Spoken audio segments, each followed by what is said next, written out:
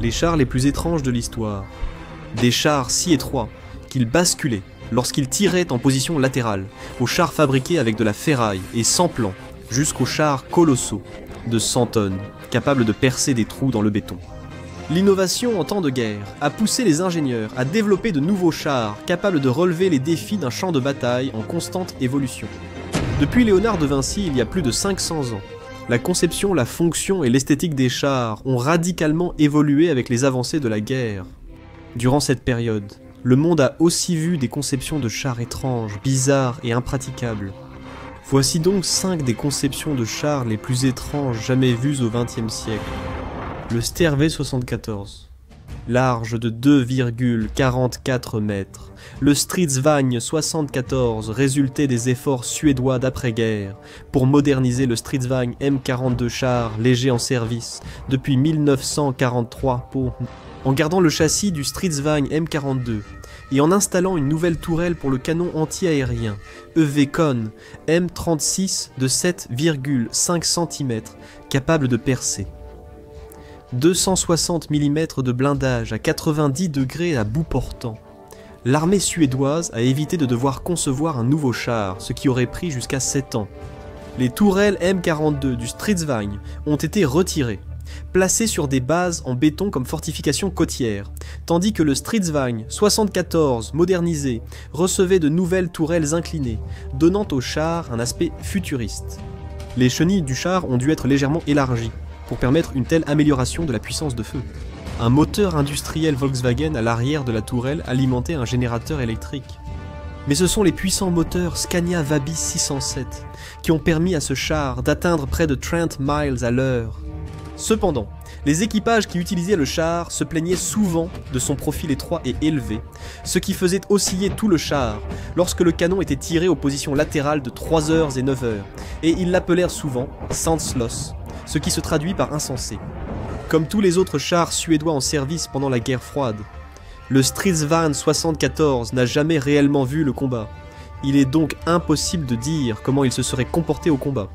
Bien qu'il ait été équipé d'un canon puissant monté dans un mantelet offrant des angles de tir en dépression et en élévation supérieure, il ne disposait que d'une protection blindée médiocre qui, combinée à son profil élevé, l'aurait rendu très vulnérable sur le champ de bataille. Le char Bob Sample. Pendant la Seconde Guerre mondiale, le ministre des Travaux publics néo-zélandais, Bob Sample, a décidé que son pays devait être défendu contre la menace potentielle d'une invasion japonaise. N'ayant à disposition que les matériaux disponibles, Sample a conçu un char léger fabriqué à partir de tôles ondulées et de pièces de tracteur, sans jamais prendre la peine de dessiner de plans ou de schémas officiels. Après la chute de la France en 1940, la Grande-Bretagne, privée de ses chars et équipements, ne pouvait envoyer d'armes à la Nouvelle-Zélande. Bob Sample a donc sollicité l'aide des civils pour construire son modèle. Le char pouvait être assemblé en quelques heures, car la structure du char était simplement boulonnée sur une base de tracteur. Doté de 6 mitrailleuses Bren, le char a eu de mauvais résultats aux essais. Il n'a jamais été produit en masse ni utilisé au combat. À son crédit, Sample a élaboré son concept à partir d'un article qu'il avait lu dans un magazine américain, et il tenait à fournir une arme quelconque pour aider à défendre son pays. Lorsque le public a ouvertement ridiculisé son concept, il a simplement répondu « Je ne vois personne d'autre proposer de meilleures idées ». Le char américain T-28.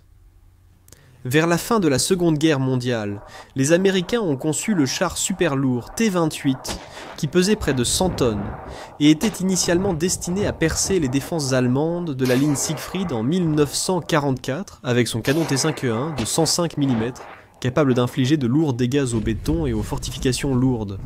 Cependant, lorsque le char était prêt à entrer en action, les forces alliées avaient déjà percé les lignes allemandes et le char a été mis de côté. 4 chenilles, au lieu de 2, auraient servi à propulser la machine de 15 pieds de large. Il n'y avait ni pont, ni infrastructure, à l'époque, qui aurait pu supporter le poids du char T-28, donc il était largement admis que c'était une conception peu pratique. Cependant, sa puissance de feu restait impressionnante, avec une coque casemate remplaçant la tourelle, un gros canon anti-char atteignant efficacement des cibles à 12 miles et une mitrailleuse Browning M2 calibre .50. Avec un blindage de 30 cm, le T-28 résistait facilement aux obus de chars adverses.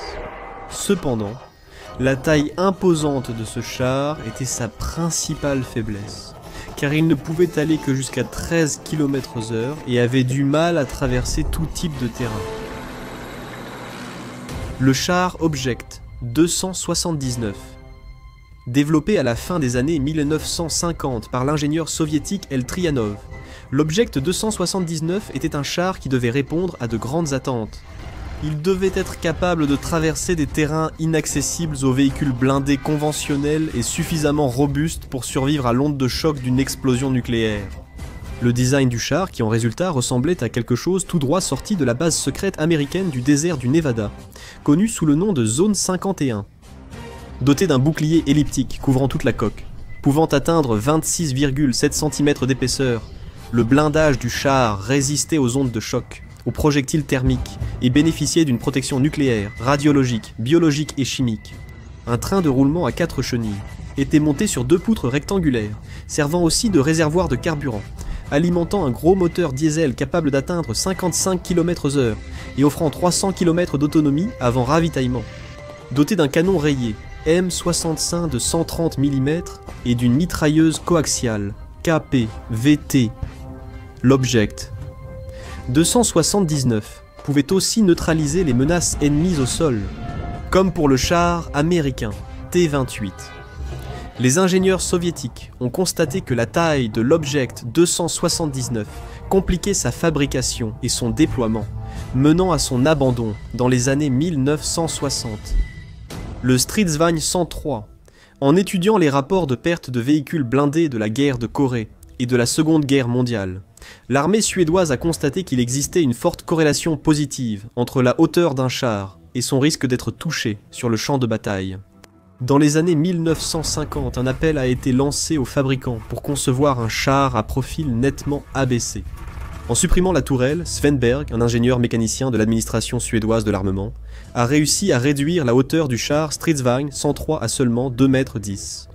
Mais les inconvénients de cette refonte ont posé de nombreuses difficultés.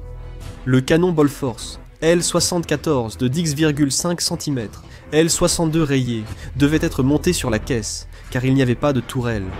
En pratique, cela empêchait l'usage d'un canon stabilisé tirant en mouvement, forçant le char à s'arrêter pour tirer avec précision. L'équipage de 3 hommes pouvait tirer un obus toutes les 3 secondes avec le canon rayé, offrant un avantage face au T-62 soviétique. De plus, le char utilisait 2 moteurs différents. Un diesel Rolls-Royce à piston opposé de 240 chevaux pour avancer lentement et se positionner, et une turbine Boeing 502 puissante permettant d'atteindre près de 65 km/h sur terrain difficile. Fait intéressant, un système de transmission situé à l'arrière du char permettait au véhicule de rouler en marche arrière tout en conservant toutes ses capacités de vitesse précédentes. Le char suédois Stridsvagn 103 classé char d'assaut était amphibie, pouvait recevoir un écran de flottaison en moins de 20 minutes et mener des contre-offensives dévastatrices. N'ayant jamais vu le combat, son efficacité reste supposée. Le char de Bob Sample, le T-28 américain, les chars suédois Stridsvagn 103 et Stridsvagn 74 ainsi que l'Object 279 paraissent très différents, mais ils ont tous un point commun. Aucun d'entre eux n'a jamais vu le combat. Que ce soit par des problèmes de production, des défauts de conception ou un mauvais timing, ces chars sont restés des exercices d'ingénierie, relégués au terrain d'entraînement, sans gloire. Néanmoins, on reconnaît l'importance de ces chars lorsqu'on considère l'histoire unique qui se cache derrière chacun d'eux. Chaque modèle a été conçu pour répondre à une menace précise sur le champ de bataille, de la silhouette très basse du Stridsvagn 103 aux 100 tonnes du T-28 américain. L'histoire des chars est étroitement liée à celle de la guerre, alors que les ingénieurs travaillaient sans relâche pour remporter des contrats militaires exigeant des spécifications de plus en plus strictes. De nouveaux systèmes de suspension, des conceptions de tourelles, des capacités de moteurs et une multitude d'autres innovations mécaniques sont nées de la nécessité de satisfaire des armées qui rivalisaient dans une course à la meilleure technologie.